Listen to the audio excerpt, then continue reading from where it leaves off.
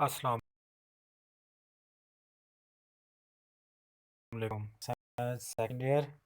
आज जो है हम अपना लेक्चर नंबर 4 स्टार्ट करें। उससे पहले हम देखते हैं कि हमने पिछले लेक्चर्स में क्या पढ़ा था। चैप्टर नंबर 13 को हमने स्टार्ट किया था। उसमें हमने फंक्शन पढ़ा था, उसके टाइप्स देखे थे। फंक्शन राइट कैसे होता है, फंक्शन को डिक्लेयर कैसे करवाया जाता है, फंक्शन डेफिनेशंस क्या होती हैं और फंक्शन को कॉल कैसे किया जाता है। ये तो हमारा प्रीवियस लेक्चर था जिसके अंदर हमने इसको पढ़ा था। और टुडे एजेंडा हमारा क्या है, आज हम क्या देखते हैं, लोकल वेरिएबल क्या होता है, ग्लोबल वेरिएबल और उसका स्कोप क्या है। उसके अलावा हम देखेंगे चैप्टर नंबर 5 को आप स्टार्ट करेंगे, क्योंकि चैप्टर नंबर 13 जो है हमारा यहाँ पे एंड हो जाता है। चैप्टर नंबर 5 उसमें हम देखेंगे इंट्रोडक्शन माइक्रोसॉफ्ट एक्सेस और उसके एडवांटेजेस क्या होते हैं, difference between tool bar and menu bar में क्या फ़र्क होता है। आज हम इसको देखते हैं। सबसे पहले हम चलते हैं लोकल वेरिएबल क्या होता है जी। लोकल वेरिएबल बता, local variable inside a function is noun a local variable. मतलब किसी फंक्शन के अंदर किसी भी वेरिएबल का होना क्या कहलाता है, लोकल वेरिएबल कहलाता है। Local variable are called automatic variable. इसका दूसरा नाम जो है इसको हम ऑटोमेटिक वेरिएबल भी कहते हैं। फंक्शन कोई भी हो सकता है, उसके अंदर किसी भी वेरिएबल का होना क्या कहलाता है, लोकल वेरिएबल कहलाता है। उसके बाद हमारे पास आता है ग्लोबल वेरिएबल। अब ये ग्लोबल वेरिएबल जो है लोकल वेरिएबल के उलट है। A variable declare outside any function is known as global variable. Local जो था वो फंक्शन के अंदर होता है, ग्लोबल वेरिएबल जो होता है ये फंक्शन के बाहर हम इसको क्या करते हैं, डिक्लेयर करवाते हैं।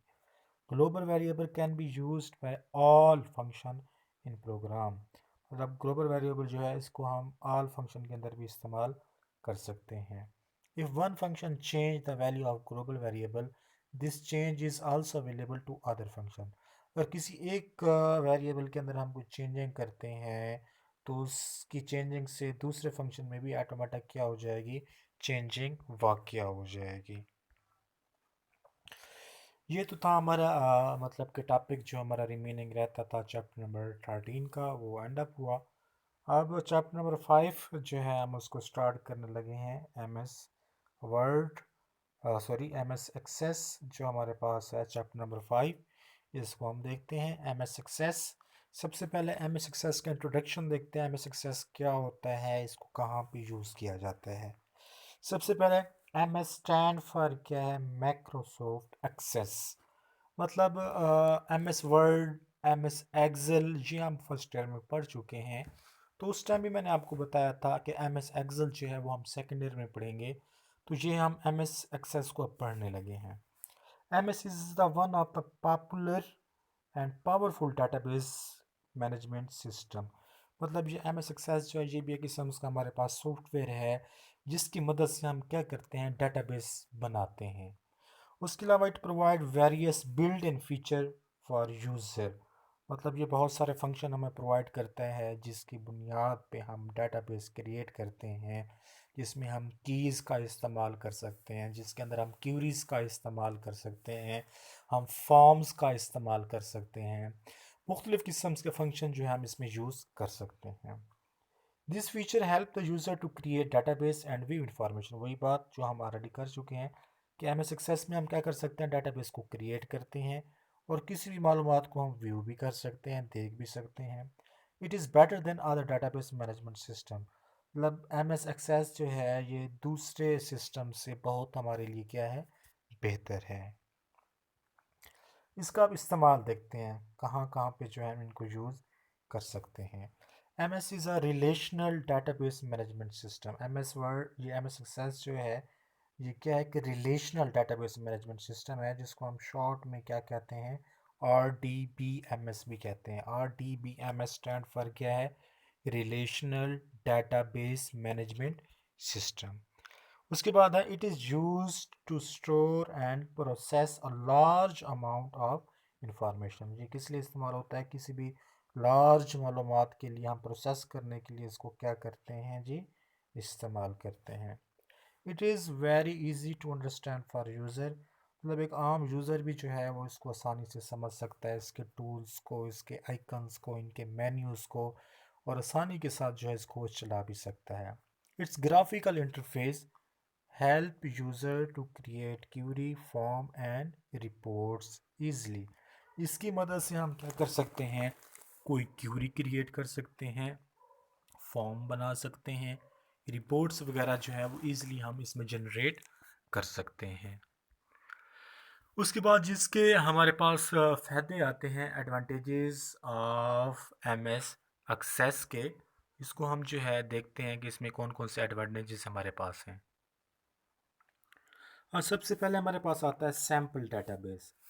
कहता है M S access include sample database application for users. मतलब सैम्पल में क्या होता है, मुख्तलिफ़ किस्म के हमें सैम्पल प्रोवाइड किए जाते हैं, जिसकी बुनियाद पे यूज़र्स क्या है वो उन्हीं सैम्पल्स को देख कर क्या कर सकता है, एम एस एक्सेस को ईज़िली से आसानी के साथ मतलब जो है वो यूज़ कर सकता है। उसके बाद हमारे पास आता है विज़र्ड्स क्या होते हैं।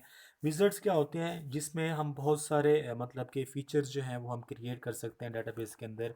यूज़र जो है वो किसी भी किस्म के अपने मुतलका विज़र्ड्स को इस्तेमाल करके क्या कर सकता है, एम एस एक्सेस के अंदर उनको यूज़ कर सकता है। उसके बाद हमारे पास आता है की टू अंडरस्टैंड द स्ट्रक्चर, मतलब कि इसके स्ट्रक्चर को समझना जो है वो हमारे लिए बहुत आसान होता है। यूज़र इजीली जो है वो रिलेशनल डाटाबेस मैनेजमेंट सिस्टम को इस्तेमाल करके हर किस्म के टूल को आसानी से समझ सकता है। उसके बाद आता है माइक्रोसॉफ्ट ऑफिस इंटीग्रेशन। इसका मतलब ये है कि database create in M S access can easily exchange data with Microsoft office application. मतलब कि कोई भी हम अपना काम जो है वो एम एस वर्ड में जैसे कर रहे हैं तो उसको हम आसानी के साथ कॉपी करके इसमें भी लेके आ सकते हैं, और एम एस एक्सेस का जो डाटा है वो कॉपी करके मतलब उस डाटे को हम किसी दूसरी फाइल में भी लेके जा सकते हैं आसानी के साथ। उसके बाद ईजियर प्रोग्रामिंग, इसके अंदर काम लिखना, डेटाबेस बनाना, फॉर्म क्रिएट करना, रिपोर्ट्स बनाना, क्यूरीज लगाना जो है वो बहुत आसान होता है। उसके अलावा इसमें आता है नो रेडोडेंसी। डुप्लीकेशन तो इसके अंदर होती ही नहीं है, ये ऑलरेडी हम पहले भी बात पढ़ चुके हैं। रेडोडेंसी क्या होती है, डुप्लीकेशन, क्योंकि हमने चैप्टर नंबर 1 पढ़ा था फाइल वाला, फाइल प्रोसेसिंग सिस्टम, जिसके अंदर डुप्लीकेशन बहुत ज़्यादा थी। तो उसी डुप्लीकेशन को ख़त्म करने के लिए हमने डाटाबेस का इस्तेमाल किया था। तो अब यहाँ पे भी वही बात आ रही है, क्योंकि एम एस एक्सेस के अंदर ही क्या किया जाता है, डाटाबेस को बनाया जाता है। क्योंकि हम पहले डाटाबेस तो पढ़ चुके हैं, लेकिन हमने ये नहीं देखा कि डाटाबेस बनता कैसे है। तो अब इन्हीं चैप्टर्स के अंदर हमने क्या करना है, डाटाबेस को बनाना भी सीखना है। उसके बाद हमारे पास आता है टूल बार क्या होता है। The tool bar contain different icon, मुख्तलिफ किस्म के आइकन जिस पे मुश्तमिल होता है उनको हम टूल बार कहते हैं। These icon are shortcut to select commands from a menu. Menu में से मुख्तलिफ किस्म के टूल को सिलेक्ट करने के लिए हम क्या करते हैं, टूल बार का इस्तेमाल करते हैं। आपको याद होगा, आपने देखा होगा कि जब हमने टर्बो सी प्लस प्लस के ऊपर काम कर रहे थे तो वहाँ पे फाइल का ऑप्शन था, मेन्यू का ऑप्शन था, डिबग्स का ऑप्शन था, कंपाइल का ऑप्शन था, व्यू का ऑप्शन था। तो ये सारी चीज़ें हमारे क्या कहलाती हैं, टूल बार ही कहलाते हैं। Tool bar contain button that mostly display icon them, मतलब वही बात ही कर रहे हैं, इसके ऊपर मुख्तलिफ किस्म के आइकन होते हैं। उसके अलावा tool bar is accessible quickly, हम आसानी के साथ इसको क्या कर सकते हैं, एक्सेस कर सकते हैं।